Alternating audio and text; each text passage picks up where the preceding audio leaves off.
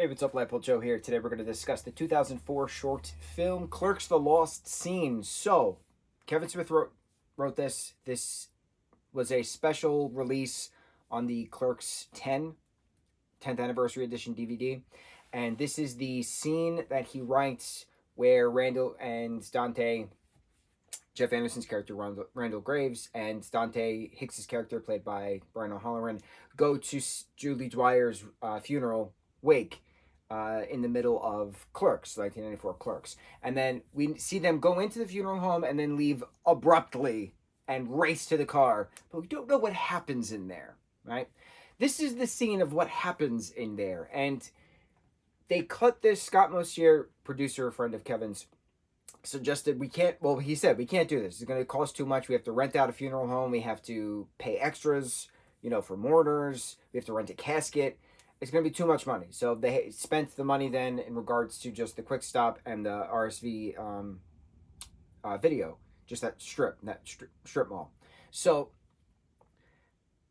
this project is the animated version, voiced by the same actors, the same animation company that did the Clerks animated TV series, the 6 episodes that was that particular TV series, did the animation for this. So this is an 8 minute 44 second bit of what happens at the wake. So Randall and Dante get to the wake, and Alyssa is there.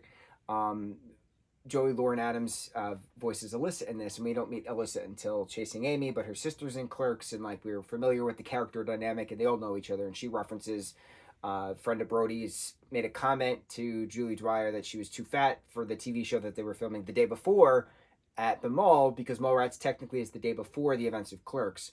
And then Julie goes to the YMCA pool, has a brain aneurysm, and then here we are at her wake the day after the events of Mallrats. So it's just wonderful having then Joey's character of Alyssa in this as well, bringing the eclectic group together again. The who knows who when and haven't seen you since high school and bit, they're all in the same area and they all have the same friends within the same area. So it's nice seeing I know you through this person because we were in this class together, and that kind of thing. I like that dynamic. I like that Alyssa's character was in this, so I thought that was pretty neat. And then what happens is Dante is talking to Randall about a time that he hooked up with Julie and her parents saw them, and they have hated him ever since, and he just wants them to not know that he's there, to cause a distraction while he's, paying his respects. But while he passes Randall the keys, because Randall just wants to go to the car, they inadvertently bounce off his fingers and fall into the casket down Julie's pants miraculously. So then the question is, how the hell do you get the keys out of the pants of Julie, who's just laying there with a tube top on? And who put her body with a tube top? Who decided that to be her to be laid out that way in this funeral home? So chaos ensues. Parents attack them. Eventually the keys come out. Eventually the casket falls off. Julie falls out.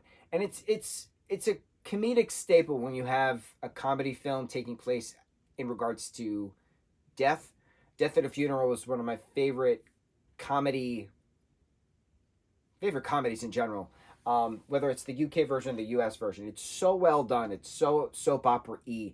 But the scene where, and I will always laugh, the scene where James Marsden's character inadvertently knocks the casket over, it's just hysterical. It's just hysterical.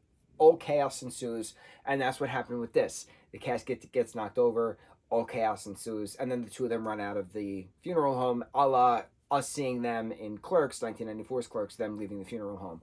So it's just really neat how the scene that Kevin wrote in 93 for this film, wrote prior to 93, because they filmed this in 93. If it came out at the Sundance Film Festival, January of 1994, excuse me.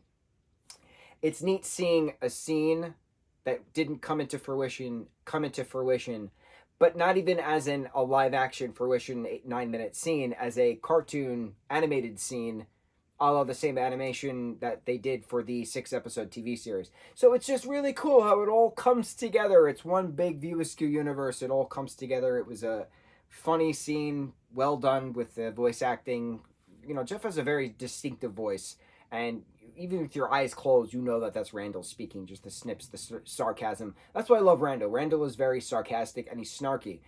Snarkastic. My favorite snarkastic characters: Percy Jackson, Axel Heck from the middle, Greg Heffley from Wimpy Kid, and we're gonna throw Randall Grace into the mix of this as well. Snarkasm is very hard to do, and the characters that I mentioned, Percy Jackson, Axel Heck, Greg Heffley, do them very well. Do those characters very, very well in regards to the snarky, sarcastic response. And Randall does that. And I think that's why Randall, now that I'm thinking about this out loud, watching however many Clerks and Jay and Silent Bob things we've discussed recently, Randall is my favorite character out of all of it. He is very snarkastic. He is a snarkastic character with an incredible open heart moment with Clerks 2 in the prison scene. You're my best friend, and I love you, in a totally heterosexual way. Please, man, don't leave me. Cry. Every single time. Cry. Love that character. Love his lines. Absolutely incredible. And I think I also love it the most because Kevin Smith wrote Randall for himself, and then eventually he took the part of Bob, and then Jeff Anderson got the part of Randall. But he wrote the lines with himself in mind as the character of Randall. And that's why Randall has the best lines in Clerks. And that's why Randall is the best character. Bar none. Love it. This was great. Clerks: The Lost Scene, 2004. You can find it on YouTube. Just search it. It'll pop up.